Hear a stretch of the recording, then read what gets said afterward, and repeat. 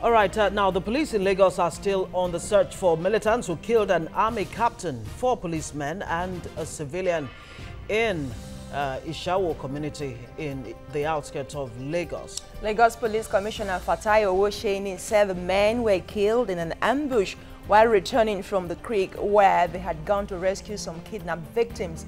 Owoseni said the killers will be arrested and prosecuted. We have Adeola Shoeton, a security analyst, joining us right now. Good morning and thanks for staying with us on TVC Breakfast. Now, these militants actually operated in the same area last year, in the same Ishawo. The IG of police, Ibrahim Idris, actually visited that place. But you still have these militants making a comeback. Exactly, in the same area. What is going on? Well, I think you have to get the perspective right. Criminals operate in area where they have comparative advantage, geographically speaking now.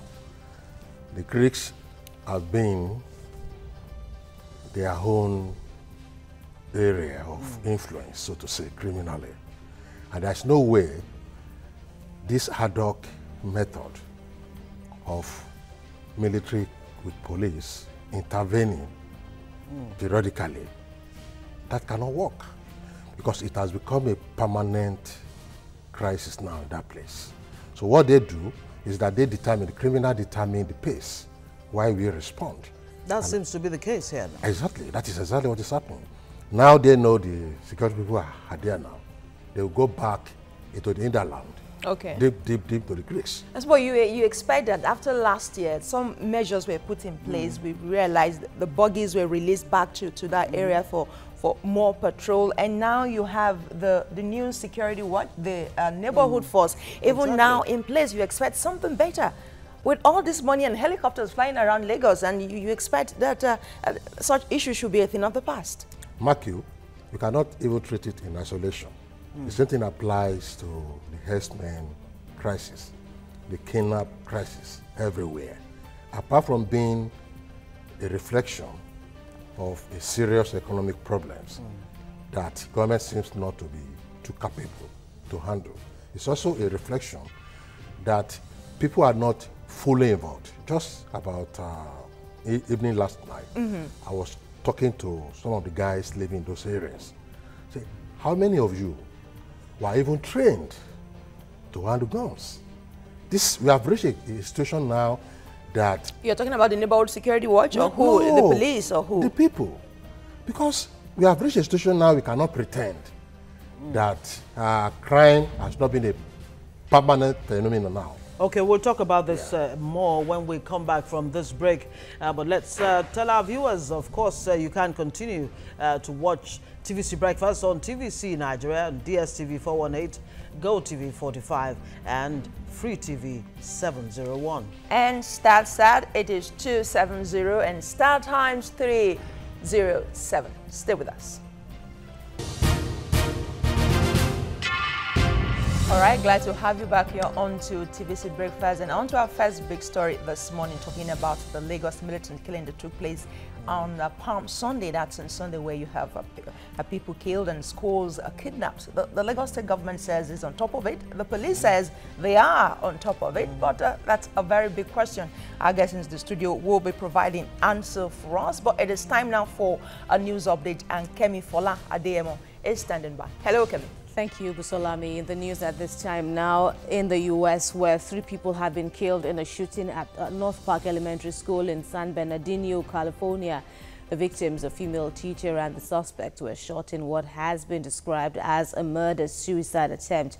One of 2 boys who were wounded in the shooting has also died of his injuries, while the other is still being treated. City Police Chief Jared Bogwan told reporters that the suspect, Cedric Anderson, was the estranged husband of the deceased teacher and had a criminal history of domestic violence and weapon charges. In Egypt, security forces have killed 7 suspected so-called Islamic State militants in the shootout. The Interior Ministry says the militants were killed after they opened fire on security forces who approached them in the southern city of Asuit. This incident comes a day after Egypt's cabinet approved a 3-month state of emergency following attacks on 2 Coptic churches that killed at least 44 people on Sunday. Opposition protests called by Congolese opposition parties against President Joseph Kabila over his refusal to resign fell flat on Monday after only a handful of people showed up. The normally hectic streets of Kinshasa, a city of more than 10 million people, were nearly deserted due to heavy security presence, and this undermines efforts to oust Kabila, who has refused to leave office since the end of his mandate last year. The Economic and Financial Crimes Commission in Nigeria has intercepted more than $800,000 in various currencies at the popular Balogun market in Nigeria's commercial capital, Lagos. Spokesman of the EFCC, Wilson Uwajaren, said the discovery followed a tip-off from a whistleblower. He also disclosed that 2 persons apprehended in the course of the raid are assisting the commission in its investigation. And the High Court in Ondo State has sentenced 7 persons to life imprisonment for kidnapping former secretary to the government of the Federation, Olufalaye. Justice Olamide Williams ruled that the prosecuting counsel was able to prove the case beyond reasonable doubt. Falaye was abducted in his farm on September 2015 by suspected herdsmen. That's it now on News Update. Back to Ngozi and Busolami. Thank you very much, Kemi.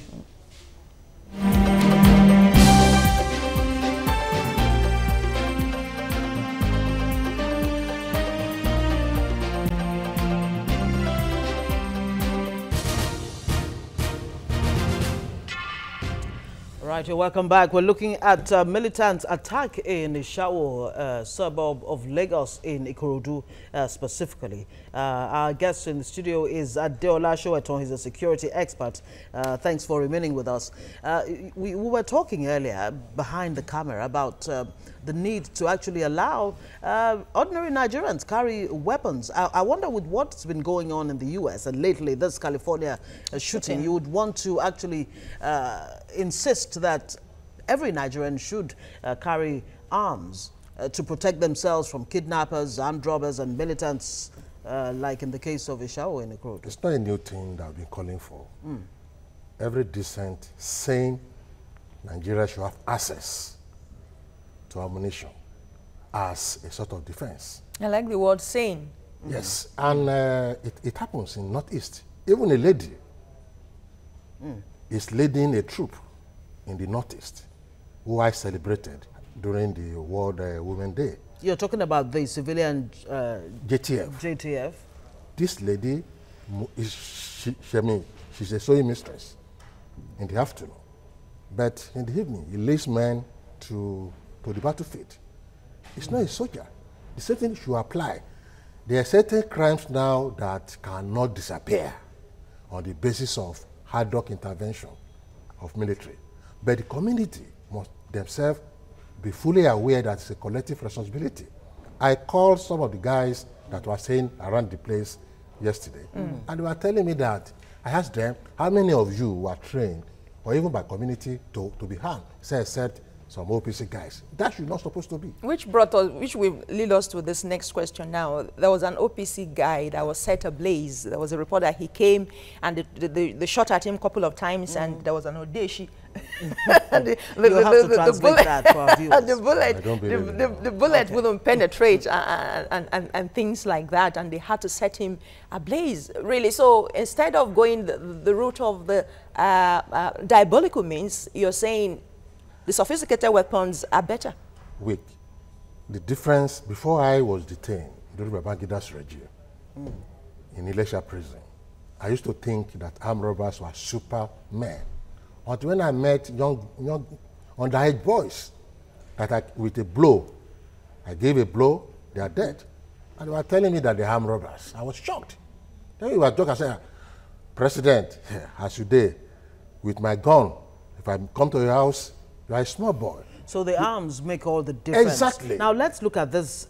In spite of the presence of the Operation Awatse in this Ishawo area, of course, of the civilian joint task force, this militants still had the confidence to go to that area? Is it as a result of superior firepower? Is that what it is? When they look at what they have and what the police or the JTF has to face them?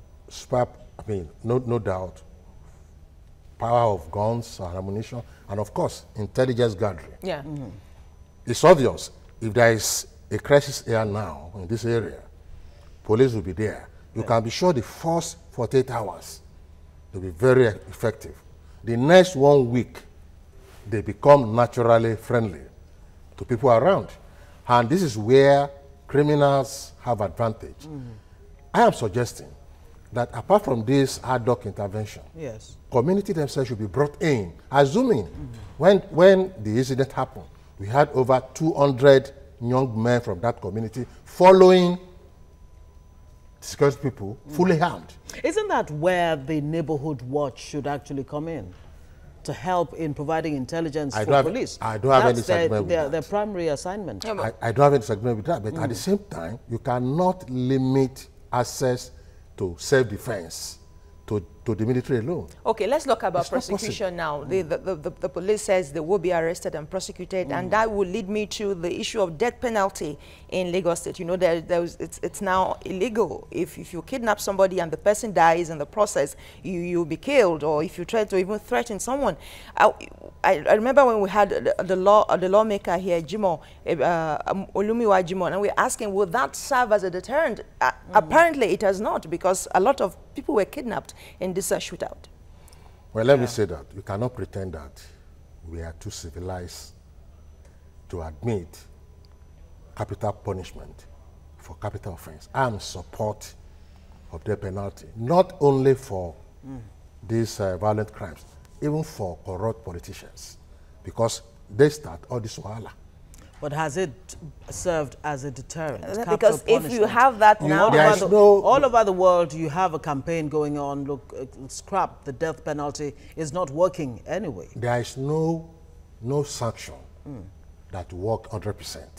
Okay. As at now, in some universities, when you are caught cheating, you are expelled. Students still continue to cheat. Yep. So all we need to do is let the criminals know that there's maximum sanction for this kind of offense. The moment you are pampering such crime, even including corrupt politicians, because they are the basis of all. But they have to be arrested first. Yes. And prosecuted and found but guilty first. That is not to say that if criminal come to your neighborhood, he has to be arrested for. If you are engaged in combat, it's a question of who dies first. Yeah.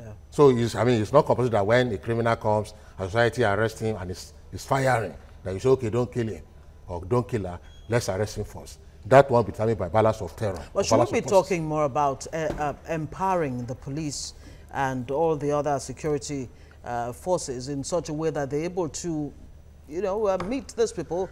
Excellent. Fire for fire, power for power. Yes, we are for that. At the same time, pre-crime information and intelligence gathering is essential. The hard hoc thing can never work. It can never work. Because if it's about it happens, then we respond, then we go nowhere. And mark you, the crime is spreading fast. I traveled about 2 weeks ago from Lagos to Ekiti, and we had a problem along Ife-Ilesha Road. 3 of us, you can't imagine how fearful we are. Because we know that area is armed robbery belt. Notorious for we that. were so afraid of everything. And of course, unfortunately, in the case of Ishao, an army captain and can you imagine an army captain? 5 you know how much policemen it takes a nation to train somebody to become a captain? Too bad. Okay.